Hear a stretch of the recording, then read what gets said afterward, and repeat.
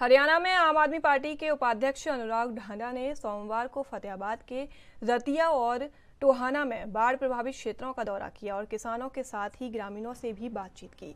इस मौके पर अनुराग ढांडा ने कहा कि पूरे प्रदेश में 1100 गांव और 4 लाख एकड़ फसल बाढ़ की चपेट में आ गए हैं। इसको 100% नुकसान समझते हुए मुआवजा राशि जारी करनी चाहिए। मृतकों को और जिनके पशुधन प्रॉपर्टी को नुकसान पहुंचा है उनको भी मुआवजा देना चाहिए।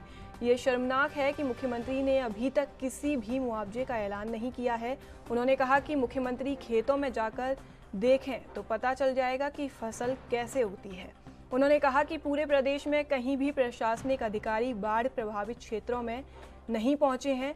इस सीजन में फसल दोबारा नहीं लगाई जा सकती। मुख्यमंत्री जी किसानों के बीच आकर किसानों के दुख दर्द को समझें। उन्होंने कहा कि मुख्यमंत्री हवाई सर्वेक्षण करते हैं, उप मुख्यमंत्री ट्रैक्टर पर बैठकर दौरा करते हैं और अनिल विज बोट में बैठकर अपने घर जाते हैं। उन्होंने कहा कि वे जहां भी गए वहीं ये मांग की थी कि उन्हें एक बोट चाहिए।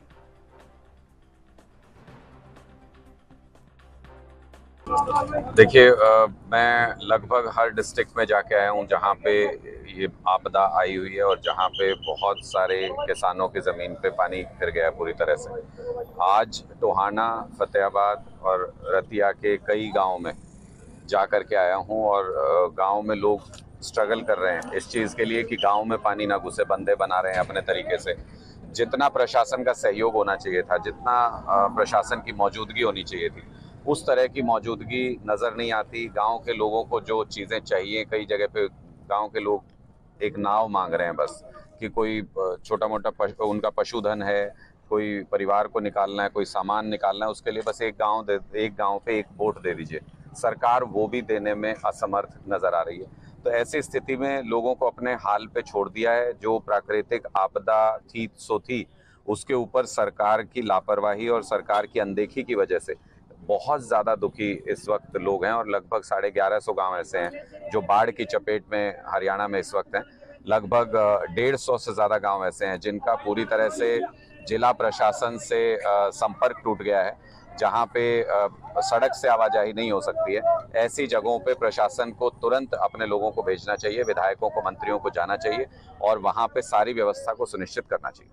फसलें तो तबाह होगी, अब तो सिर्फ जान माल की सुरक्षा चाहते हैं लोग। इसको लेकर क्या कहना चाहेंगे? मैं उसी बारे में बोल रहा हूँ कि प्रशासन के लोग जिन गांवों में हम भी जाके आ गए, जो हम सरकार में नहीं है, हमारे पास वो संसाधन नहीं है, प्रशासन का सहयोग नहीं है, उसके बावजूद हम जाके आ गए उन गांवों में। वहां पे लोग बताते हैं कि प्रशासन का कोई व्यक्ति पूछने भी नहीं आया अभी तक कि मदद क्या चाहिए।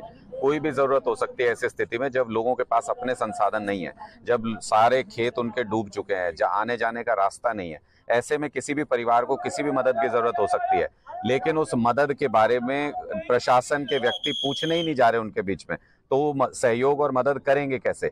कंट्रोल रूम्स ऐसी जगहों पे बना लिए जहां खुद पहुंचना नामुमकिन है, जबकि लोगों की मदद के लिए कंट्रोल रूम बनाए जाते हैं। ये दिखाता है कि सरकार की लापरवाही भी और अनदेखी भी है, उनको कोई फर्क नहीं पड़ता। मुझे लगता है किसान आंदोलन का बदला ले रहे हैं किसानों से कि अपने हाल पे छोड़ दिया। कल मुख्यमंत्री खुद बोल रहे थे कि 4 लाख एकड़ जो है वो पानी में डूब गया है पूरी तरह से, और फिर किसी मुआवजे का ऐलान भी नहीं किया।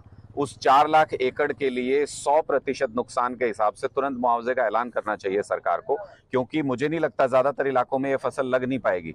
पानी उतर भी जाएगा तो रेत चढ़ गया है खेतों में कई जगह पे, और इस टाइम पौध की दिक्कत आएगी, पौध नहीं मिल पाएगी लोगों को।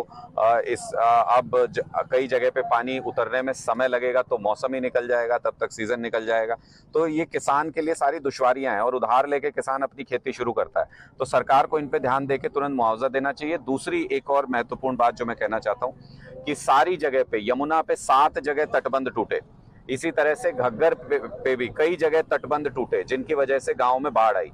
ये तटबंध ठीक करने के लिए करोड़ों रुपया अलॉट होता है हर साल सरकार को। क्या करते हैं उस पैसे का? क्यों इनको रिपेयर नहीं किया जाता? क्यों तटबंध मजबूत नहीं किए जाते? पूरे हरियाणा में खासकर कि यमुना नदी के किनारे पे इन्होंने अवैध माइनिंग खुलेआम छूट दे रखी है सरकार ने। इनके मंत्री विधायक कराते हैं, इनकी सरपरस्ती में होती है अवैध माइनिंग, जिसकी वजह से ये तटबंधों पे कभी सरकारी काम शुरू ही नहीं करते, क्योंकि अगर प्रशासनिक अमला वहां पे जाएगा तो सारा पोल खुल जाएगी, नजर आ जाएगा कि अवैध माइनिंग हो रही है। इसलिए ये उन तटबंधों को उनके हाल पे छोड़ देते हैं। वो लगातार कमजोर होते जा रहे हैं। आने वाले समय में बाढ़ का खतरा और ज्यादा बढ़ जाएगा अगर तटबंधों की तरफ ध्यान नहीं दिया गया। सरकार कह रही है कि हर